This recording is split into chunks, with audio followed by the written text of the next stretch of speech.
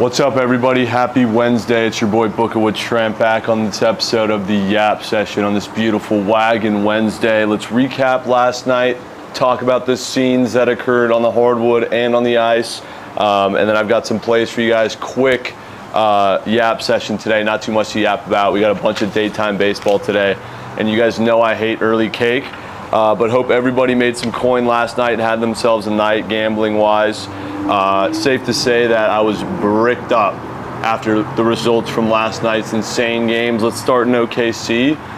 When are they going to get their respect, boys? It's all I'm hearing about is OKC's the fakest one seed, free throw merchants, this, that, and the other.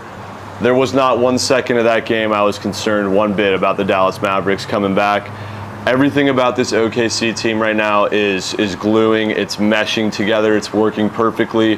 SGA squeaking over his points line. We knew that was going to be sweaty because the whole team is showing up and playing great ball. So I'm super pumped about OKC's Game 1 win. It was never the Mavericks. Absolute donation on that Mavs ML bet as expected. But let's go. We go up 1-0 in the series. I'm bricked up about that. The Celtics minus 12.5 last night. It's going to be a short series in Boston, boys. 5-unit whale on Celtics spread, never a doubt. Didn't not believe for 1 second in that game that they were not going to cover. And the boys showed up and played well, and there was never a doubt for even 1 second. The Celtics were probably going to wrap that one up in 4. I don't see the Cavs showing any heart in this series. Or giving themselves any sort of hope. Let's go to the ice. That double OT loss in New York last night by the Canes was soul-sucking. Had 5 units on Canes ML. I know our boy Krabs fucking nuked it for 5 units as well. He had I think maybe a rack, 2 racks on that shit. Woke up and pissed this morning after a double OT loss. That's a stinger. Hard to come back from. The Canes absolutely need to win both games on their home ice, going back to Carolina, but they needed that one. That was a huge game. I see the series, the home team winning every game. The first time someone can win on the road is when that series really begins. But that was a tough one to lose for the Hurricanes. God damn it, boys. I really thought we had it. They had so many chances. They had every chance that they need to win that game, and they just couldn't finish. So frustrating. Speaking of not being able to finish, the Dallas fucking Stars, boys. Now do you see why I love fading Dallas sports teams? Because they crumble in crunch time. 3-0 lead over the Avalanche. And the Avalanche didn't even look phased for 1 second. They do this shit. They're just a championship pedigree organization. And you could tell when they were down 3-0, it meant nothing to them. They were going to find a way to get back into this game, and sure enough, they fucking did. Forced overtime and banged an OT. Oh my God, dude, we were up at the late night hours sweating that one out. Huge for the 30-unit Megamax. Avs to win the series bet. I was really starting to chalk it after being down 3-0. I should have always believed. But what a game to steal and go up 1-0 in Dallas after being down 3-0. I don't know how you come back from that one, but what a huge game for the Avalanche to steal, and huge for the 30-unit Megamax. Let's fucking go, Avs. That's why we nuke them. There's nobody on the ice that respects coin more than the Colorado Avalanche. Dude, what's going on with the Houston Astros? On me for actually putting hard-earned units on that fucking team, but they suck.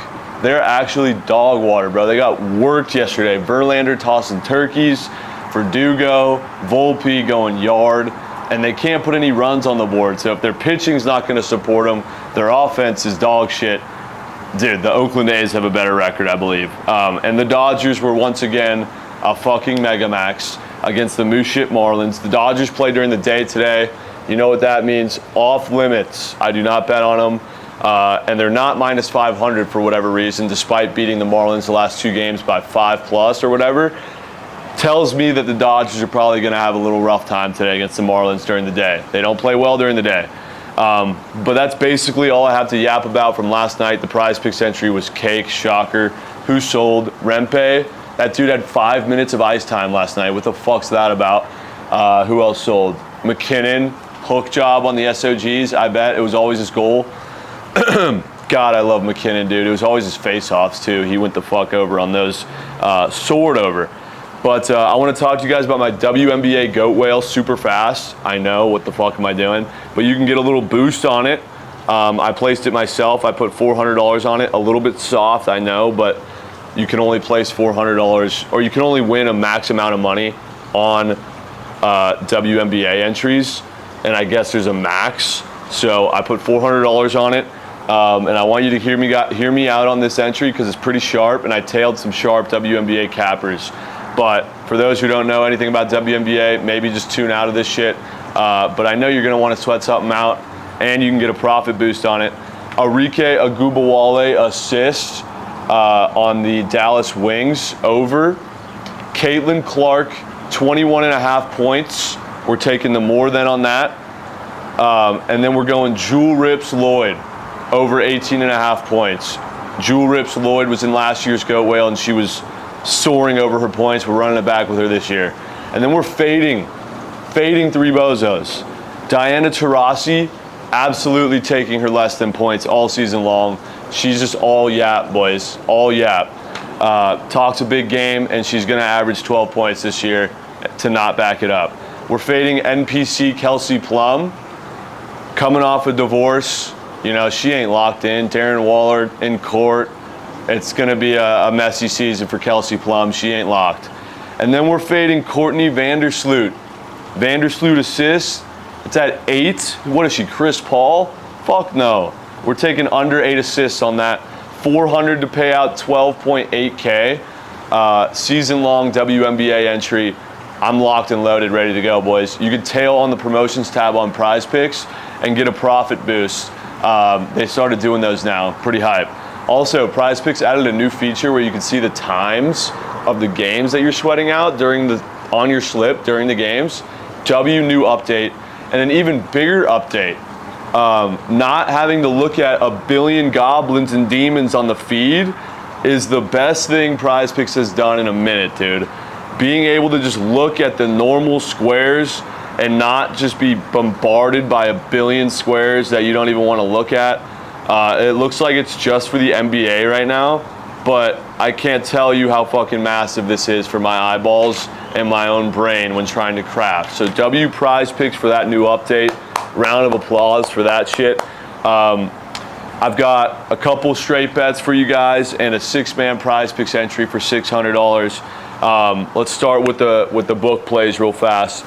Mariners money line today against the Twins. I trust Mikey Overs with his reads with the Mariners, and he says to take them when George Kirby's pitching. And I love George Kirby. We're also going to be taking his strikeouts. But Mariners money line against the Twins tonight. I think it's weird that they're favored. And George Kirby day, the Twins love to strike out. So hopefully we could see some runs from the Seattle Bats because they've been dog shit lately. But I don't expect Paddock to have much of a start today for the Twins. So let's ride with the Mariners money line. And let's go to the Orioles minus 1.5 after losing outright to the Nationals with their ace on the bump, Corbin Burns, yesterday. I expect the Orioles to bounce back with Bradish on bump, and I expect the bats for the Orioles to show up today unlike they did yesterday. I forget who was pitching for the Nats, but he pitched a fucking gem. I don't expect Parker for the Nationals to do much. I expect the Orioles to show up at the plate and get us some runs, and Bradish to pitch pretty well. So those are my 2 baseball plays.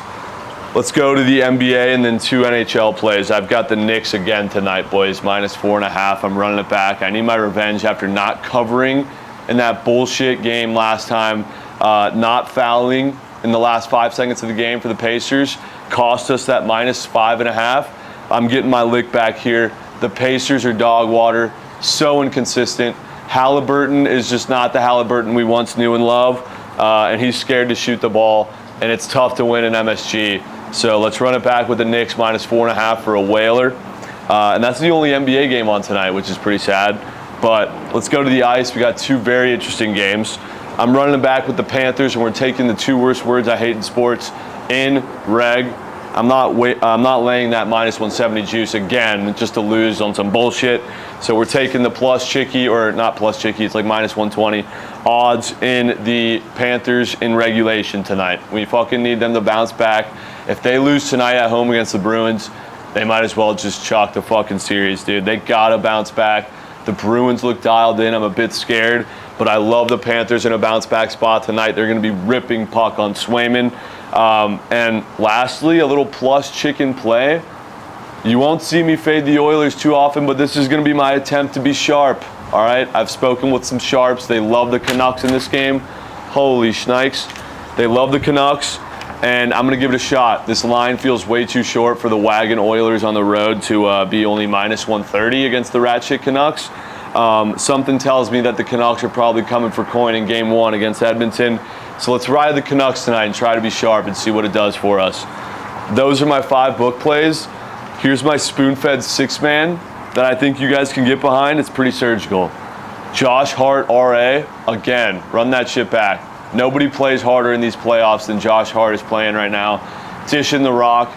On the offensive glass, he's everywhere. Defensive glass, he's there.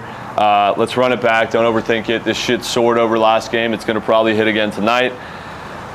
I'm going with Siakam points. They have his line higher than it was last game, and he didn't even go over last game. That tells me everything I need to know. He should have went over last game, missed a wide open layup in crunch time, and a couple free throws as well. He missed 2 free throws on 1 trip to the free throw line. I expect him to soar over this no problem. Probably cash in the third quarter, my bad. Quick Yappuccino sip. So yeah, Siakam tonight is probably going to drop 25 plus. We're going George Kirby strikeouts at 6 against the Twins. Already talked about that. Kirby has been lights out this year. I expect him to do nothing less against the Twins tonight, who love to strike out. So let's get 7 Ks from Kirby. Kyle Tucker fantasy score.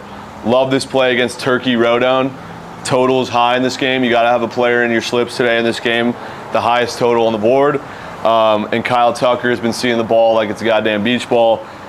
Unlike Jordan, who's fucking dog shit, Kyle Tucker has been the only reliable option on this offense to actually get things going for the Stros. So we're going with Kyle today over fantasy score. And then 2 NHL squares. The Panthers are going to be ripping puck on Swayman tonight. Jesus Christ, boys. They're going to be ripping puck on Swayman. That saves line is crazy. 30.5. And it's a reason for that, because the Panthers are going to be ripping puck. If they go down at any point in this game, that's huge for this square. I could see it being very tight, but I see the Panthers pulling it out late. But let's go with Swayman saves tonight. The boys are going to be firing puck. And my walking Green Goblin square, JT Miller SOGs. He's our guy. He tucked us in last week, and he's going to tuck us in tonight against the Oilers.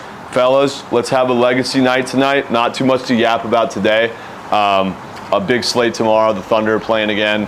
Avs are playing again. Those are my favorite slates. I don't fuck with daytime baseball as much as you guys probably do. But you heard the 6-man. You heard the 5 book plays. Heard minimal yappage today because I'm so bricked up from last night. But let's run it back tonight and have ourselves a night. All right, boys? Have a great Wagon Wednesday. We'll be seeing. Tune into the streams and follow the Twitch channel, Bookit Sports on Twitch. We'll see you next time. Much love and thanks for tuning in. GG, we'll be fucking. Peace.